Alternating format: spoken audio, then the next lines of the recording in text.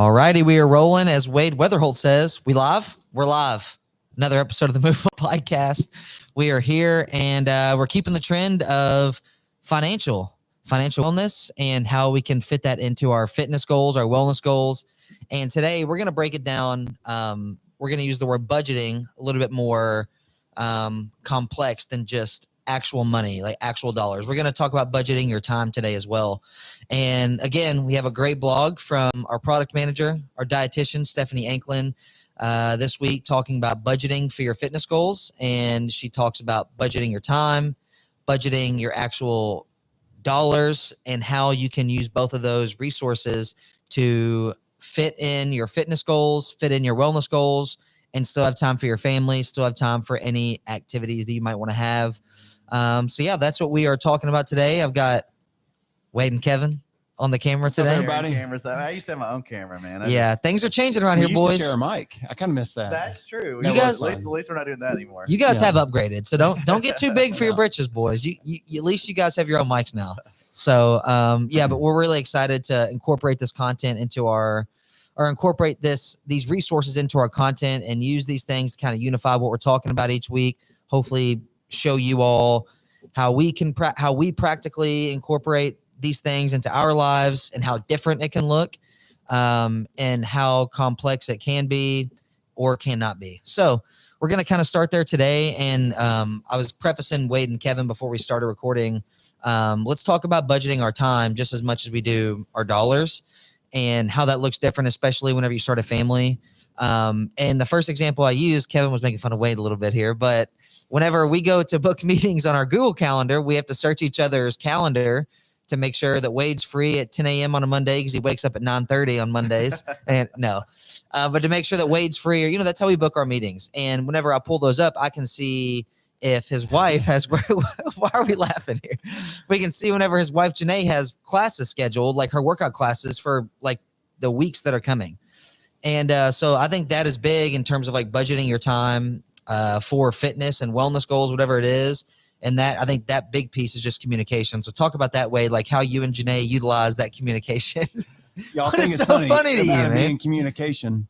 It's not communication at all. Oh, okay. It's just her telling you it's on my schedule. That's okay. No question. We were laughing because Wade always forgets. Because I forget. She has to go in there. She has it today. If you pull up my calendar today at 4:30, Janae has a class.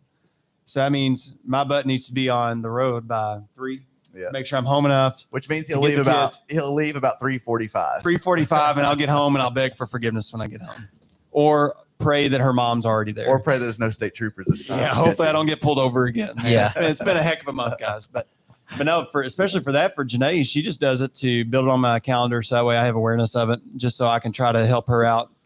I'm not helping her out. That way I can help her with her goals. That she has from a fitness perspective too. She helped me out a lot the last few years, and I need to repay that favor too and take it just as serious as her. So it's an easy reminder. I told her if it's not on my work calendar, I don't see it. So it's something very easy for her. Anything important, family wise, work wise, workout wise, she puts it on that work calendar so I can see it. So y'all may see on like Thursdays, there's a homeschool play group from 10 to 2. Mm-hmm. Obviously, I'm not taking off work from 10 to 2 to go to homeschool play group, just so she kind of gives me an idea of where her and the kids are at throughout the day too. To kind of help with that. Yes. I mean, that's helpful, And I know, Kevin, you and Amanda have just like, maybe it's not like fitness related goals, but you have wellness activities that are planned on your all's calendars each week too. Yep. So like how does that incorporate into your all's family and your schedule? Yeah, I think for us, anything that's important, if we don't, like you said, Wade, if you don't schedule it, it doesn't typically get done because there's a million other things and distractions we have going on. I think I've spoken about this before, but we typically on Sunday nights kind of talk about our week, plan it out. We homeschool as well. So on Thursdays at 11, Amanda has like a time to kind of do some planning stuff for school and everything. And to where I take a little bit longer lunch break and stuff like that. But same thing, she's got some fitness goals and stuff like that. Of course I do too. And a bunch of different goals, and she plays music and all those things, and all that takes coordination and time. And when you talk about, wellness, we always say like, it isn't just fitness, right? It's all the other components of it. For her, music is a big part of her wellness. Mm-hmm. So she, 2 nights a week, she's got commitments with music, practice, band practice or lessons and things like that.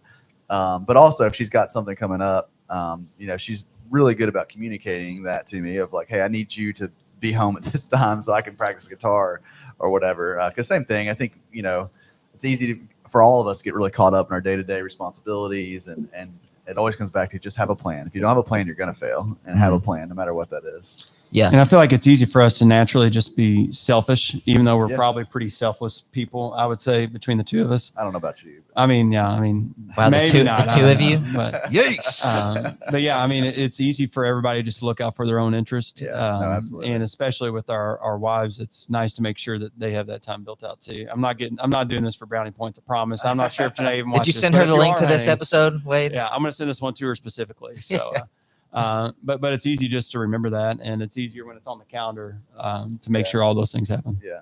Yep. Well, that's one thing Emily and I started incorporating too, is we just have I came home one day and there was a magnetic calendar on our fridge, and it's the month at a glance, and then it's the week. You can just dry erase. And so we've been utilizing that. So she does kind of a boutique fitness that's called Hot Works, where it's scheduled classes throughout the day. So she can book it for 6 a.m. or 6 p.m., whatever it is.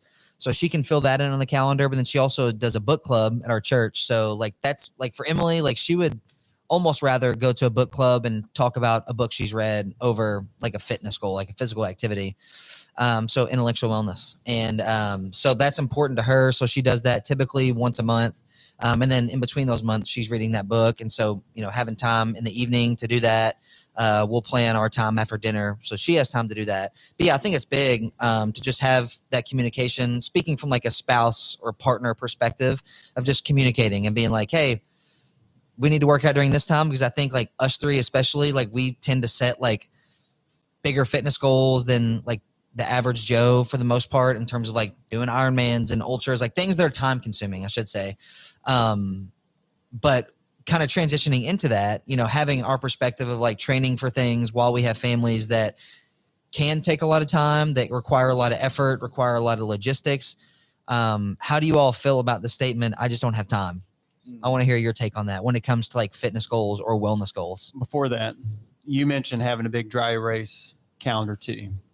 Have you ever gone back retroactively and put something on the calendar that you forgot to tell Emily, no, it was on the calendar, I didn't No, forget. I've never done that, Wade. Okay. I've done Yep. that on ours before. We'll talk when we get done recording, Wade. But no, All right, let's talk about on the record, I've first. never done that. Okay.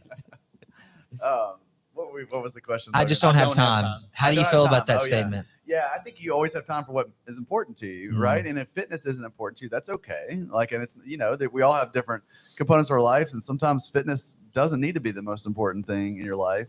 But I think if it's important to you, you're going to typically be able to make time for it. I found myself wasting a lot of time. And we've talked about this on many podcasts before, so I won't get into it. But, I just limited a lot of access on my phone because I was wasting too much time on that. And I thought, man, would I rather be doing something productive or playing with my kids or spending time with my spouse or friends or exercising or all the other things I could be doing instead of scrolling? And the answer was pretty easy. Yeah, I'd rather be doing that stuff. However, it's easy to fall into that trap. People that design phones are very smart, and you're going to get pulled into it. So the only way I could find to do that was I've got to restrict access on this thing, so I can't do it. And that it made all those other things more of a priority. So I think maybe we can't do it to the fullest extent we want to. And I've learned that. I love to run. I love to do that. And I would run every day, and, probably a lot further than I normally do. But a lot of days I don't have time for it, but I do have time for some of it. And so I just get in what I can, I think that's the biggest, in my opinion. But I feel like most people have time to do something. 5 minutes, everybody's got 5 minutes, right? And that's a big staple move. 5 minutes a day, just do 5 minutes. Yeah. Doing something is better than nothing, I think it comes back to priorities too. Like you said, there's time for something that you want to prioritize in every single day. And I think fitness can be that if it makes sense, whatever stage you're in life. So I think it comes back to priority. And, if you have a race in the fall time, if you have a race in November and it's January of the year leading up to that, then at that time, your priority is going to be more so probably spending time with your family or something else. And then when you get to that 16 weeks out or sooner from whatever your race or your event is, your priorities might shift then, right? Then you're going to make sure, okay, I have a race in 16 weeks, so I'm going to make sure I fit in my training. But I think it just the mindset mindset shift of whatever time of year it is and whatever you have on your calendar, and being able to prioritize that effectively. But Wade, what's your take on that? Because you've trained for, I mean, Ironman is 3 athletic events in one race. So when you were doing that, not saying you're athletic necessarily. No, I'm joking. No, we got what, 3rd region player of the year here. Good gosh, guys. What do you got, All right, man? I'm going to walk out on this if this keeps up. No, but you, I mean, Ironman triathlon Yeah, training it's is a lot. insanely time consuming. So like, what does that statement feel like to you? Because obviously you've been in a position where you could easily have been like, well, I'll just run and then I'll see what happens in the bike and the swim or another event, whatever. So Probably would have the same outcome, to be honest. no, but last Ironman training block you did, like you were doing all 3 events. I was pretty disciplined with it all. Yeah. I don't know. I feel like though I didn't miss much. I trained a lot for that event, but I could see it affecting other people in my life. And like say Janae's fitness goals weren't as important, or I wasn't helping her there. So I think my take is like you said, if it's important, just to try to make time for it. If it's at this season of life that you've got 5-10 minutes, make the most out of those 5 to 10 minutes. We both got small kids, obviously duties at home. We're trying to run a business. Other things are probably going to take precedent to it sometimes, but we know that for us to be at our best, we still need to make time for it. It may be, like Kevin mentioned, him running 3 miles versus him wanting to get in 10 or so. It just all depends. It's just a season of life, and just being realistic and honest with yourself in that season, and like what is realistic. Because I'm also of the same sense. If I know I'm trying to train for something, or I'm trying to achieve certain goals, and I don't achieve the certain time frame that I want, or the amount of hours working out that I want, like Kevin was mentioning, I'll be pretty pissed off at myself the rest of the day for not getting it in. So just come to the realization that there's a time and a phase of life for everything. And at other points, some things may be more important than a certain fitness goal, but also taking it serious and making sure that it is somewhat of a goal every single week. So that way I can perform my best at work and at home is huge. Yeah, that is big. Being able to incorporate like the family time. And again, I think it all, like from my perspective too, like it all goes back to whatever season of life you're in. So I know like right now for us, I'm about to start a pretty big training block for a race that I have in November. So I'm about 15 weeks out. I have like a 14-week training plan built out for that.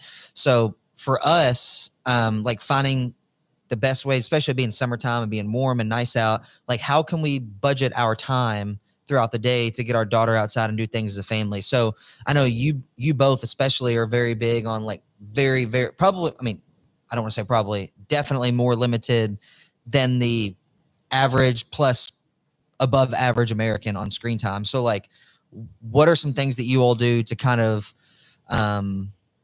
limit the screen time? What are the activities that you all like to do as a family? And the point of this question is being, how are you able to get active along with your family? Because that's also a form of movement, a form of fitness, a form of wellness activity. So what are some things that you all do to kind of leverage that? Now, I just see our kids as an investment too, right? Like they're going to be here after we're gone, hopefully. So the things that Janae and I think are important, hopefully it'll rub off on them and they'll see it as important. Hopefully being faith being very important, but also just fitness and a healthy, active lifestyle. So if they see us on our phones, scrolling Facebook, scrolling Instagram, and they easily can pick up on that and think that's important. But if they actually see us taking our fitness serious, cooking serious at home, spending time together as a family, or making other time with extended family, very important to us. Hopefully they'll take that down the road too, and it'd be important to them. So I think it's always just important to quit seeing kids as barriers and seeing them as opportunities to include them in your activity. Sure, me pushing 80 pounds in a stroller, I'm not going to run as fast as I want, but me running a 10-minute, 20-second mile this weekend I got to spend 36 minutes with my kids on my run Saturday, just being able to push them. And Eliza was very happy to tell me, Dad, I didn't even break a sweat. She didn't even break a sweat this weekend. I bet she didn't. I was like, oh, I'm glad you didn't. And here I am just drenched in sweat. But good work, Eliza. But then they'll still ask us, even just after that, just realizing that they enjoy going to run club and seeing other people.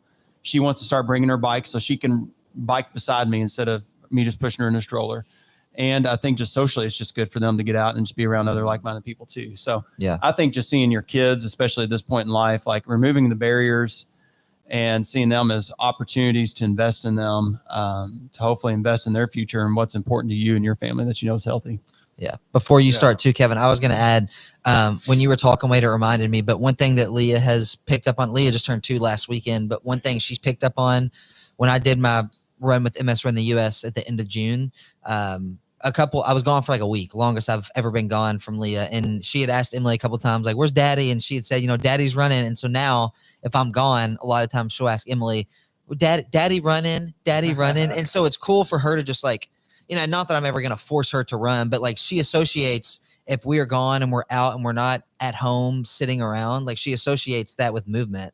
And that's like kind of a stretch maybe, but like she already is picking up on that and she's 2 years old, so it's really cool. Ava, who's now 9, but when she was like 5 or 6, if you asked her what I did at my job, she said I ran. You ran. She thought my job was running, like, because we had a treadmill at the office. She thought I just ran all day. Yeah. But I love what you said, Wade, about don't see kids as barriers. Like that's like golden, that quote right there. But it's true. I think, and I do that all the time. I'll be like, oh wow, well, this person did this big thing, and but he doesn't have any kids, so he can go. Yeah, it's easy to do that It's stuff. easy to do that. But really, just bringing them alongside you, pulling them into what you're doing. Typically, kids want to join in. What we've been doing a lot lately this summer is just we wait till it cools off a little bit, but just been doing family bike rides. It's been super fun. I've got a bike trailer, so I've been putting the younger 3 can't keep up on their bikes. So me and Ava are on a bike, and I put all the other 3 in the bike trailer. They're Nice. all crammed in there. Pull them along. Amanda's having to pull them. Amanda pulls them. Ava's going to be doing it before too long. Typically, what is happening during that, Amanda has not been coming. Actually, is she's been practicing music. So Oh, nice. that's my way of getting the kids away. So because it's like when she brings out her guitar, they all like have to start yelling or touching the guitar and stuff. So what I'll do is I've been bringing them on bike rides, and she gets to have some quiet time to practice. And we've just been going around the neighborhood, and then usually we'll run into some neighbors, we'll talk, kids will play, and it's great, But they love it. They love being active. They love moving as well. And I think kids love to do whatever you're into, because they know it's important to you. So that if like you get to bring them into that story, they feel special. Yeah. And then they start developing a love of that. Yeah. Well, I think what you said, Kevin, is like a part of what you were just talking about directly ties into what you just said of like whatever you're doing, they want to be pulled into that. Like you said, when Amanda gets her guitar out, they're like touching on it and doing stuff. So if you go outside and you're doing something, they're going to want to do that too. But if you're inside and you're sitting on the couch, you're scrolling on your phone, like there's been times where I'm scrolling on my phone or I'm even just texting somebody and Leah's grabbing my phone. Like she wants to do whatever I'm doing. So I'm like, if I'm outside, trying to get your attention too. Exactly. Trying to get your attention and they want your attention. And also they're going to mimic whatever it is that you're doing, whether it's your words or your actions. Yeah. And I've like really started to figure that out as Leah's gotten older, especially my first child I've had. I tell Kevin all the time, I'm like, I'm so amazed by this. Like, I know you've done it 4 times, but for me, like it's so wild to like see how they develop and how much they literally mimic exactly what you do. They say the words you say, they like do the actions that you do. So I think that has just been so powerful for me. So now when Emily and I, we always make it a goal we always say like an early dinner, it's like, as long as if we're eating dinner and finishing up within an hour and a half, an hour before the sun sets, like let's try to get outside. Like either we'll put Leah on her little tricycle or put her in her little Jeep and we'll walk and she can go along beside us, eat a popsicle, whatever, like trying to find ways to just get her outside and just be in nature and not like pressed to a couch. Yeah, we did cross country practice on Saturday. The kids are running. Of course, all of our kids went out. So Asher, who's 4, he did a whole loop, and they was in there doing abs with everybody, and everything. And Ella was trying to do the abs, our 2-year-old, and it was great. And then the next morning, Asher, he was so sore, like he couldn't walk down the stairs. Oh my gosh! The next morning, but he wouldn't stop. Like we're like, slow down. He just wanted to be out there, because we're all running, and he just wants to be a part of it, Yeah, which is great, Yeah, I love that. But like from that, they're seeing like movement, exercise. This is something we do with family. This is something we do with friends. This is something that we, there's positive memories and positive reinforcements around it. Whereas I think a lot of times people use exercise with children as like punishment. And especially like sports, like if you play any kind of traditional sport, what do you do when your team gets in trouble? Well, you go run. Right. But trying to kind of change that narrative of like, hey, running is when we gather with people. Of course, we have a big race we put on in September. We come together and we celebrate and we laugh together, we cry together. Like it's a time we come together, and it doesn't really matter what activity you're doing. If you bring your kids into that, that's something that they're gonna remember and emulate when they get older too. Yeah, definitely.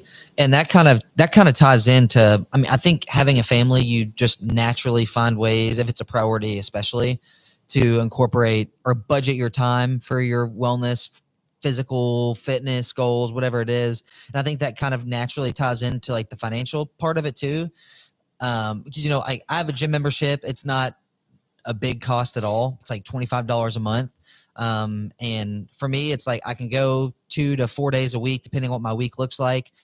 But most of the time, like we're finding the ways that we can get out as a family. And in turn, that's going to save you financially from a big gym membership or from like a group workout class, whatever it is. So I think, and I'll just name like a couple of examples here. And we've talked through a lot of it, but like ways that you can kind of incorporate fitness or physical movement without having to have a gym membership or pay for a trainer even, is to just go on walks with your family or a friend. And like, that's just sending a text, even if it's like a random neighbor, playing with your kids outside, taking your kids on a walk, taking your dog on a walk, riding your bike, doing yard work. And this obviously all fluctuates based on your fitness capabilities, physical movement capabilities.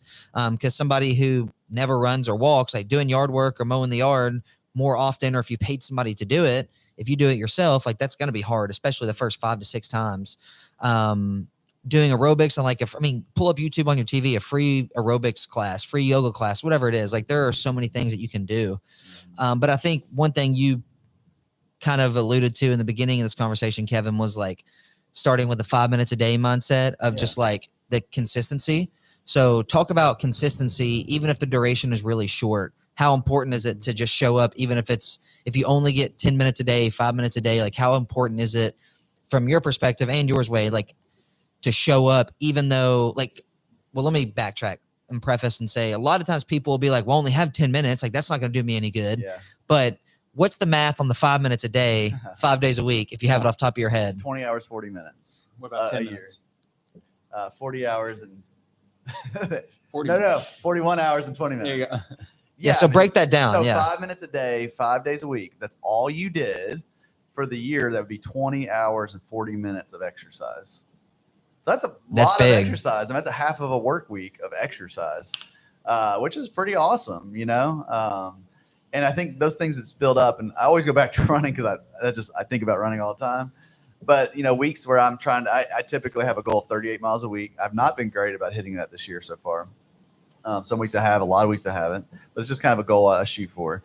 But the weeks that I, try to stack some really long mileage days, maybe at the end of the week, I'm like, oh, I got to catch up. I can't ever get there. But the weeks where I just do like 2 miles here, 3 miles here, and then all of a sudden I have the opportunity to do a longer one, it's so much easier, And the other morning I woke up and I had like 20 minutes. I got up late and I wanted to run that morning. I got up late and I wasn't going to run. I was like, I'm just going to go out and do it. And it's amazing how much better I felt, just doing that little bit. But yeah, I think I would rather anybody, and I think running's this way. If I'm going to train consistency for a long period of time, not a lot of volume, you're typically going to do better in a race. You're going to feel better.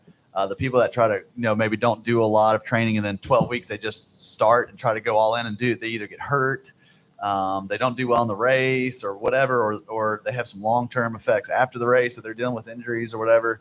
Just consistency over a long period of time. That's what fitness, that's what wellness is. It's just that's the secret. That's it. And it doesn't matter how much you pay for it. It doesn't matter how fancy your gym looks or any of that kind of stuff. It doesn't even matter how expensive the supplements you are taking. If you're not consistent, none of that matters, Right. So I would much rather do a little bit consistently 5 days a week, than doing 3-4 hours 1 or 2 days a week. Yeah. In my opinion. Yep. I would And agree the with research points to that too. Yeah, by the way. and so I think what you're talking about is building healthy habits that you can stick with long term Yes. versus a get quick Yes. or a quick fix type right. atmosphere, right? Yep, So exactly. I think it's just huge in those 5 minutes or 10 minutes, whatever you got. And it's just to believe in yourself, one, right? That you can do this. If it's somebody that's starting out, right? Like I alluded to earlier, if I ever miss a workout or something, it's easy to beat yourself up on it. Especially if you have a training plan you're wanting to stick with. So even if you miss out on whatever effort you're trying to do, but you're like, all right, well, I still got 20 minutes in. So you're still ahead of what you would have done if you just quit on it. So just building those healthy habits, and then you start to believe in yourself after that starts. Yep. And then after those couple weeks go by and you haven't given up on yourself, then that starts to form into who you are as a person and into your DNA as a core, right? And if you keep doing that over time, then I mean, it's huge. Like Kevin running 38 miles a week sounds like a lot to most people.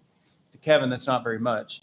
But you didn't train significant amount, and he was able to run 100 miles in less time than whenever he trained way more properly for it. That was just consistency over time. Yep.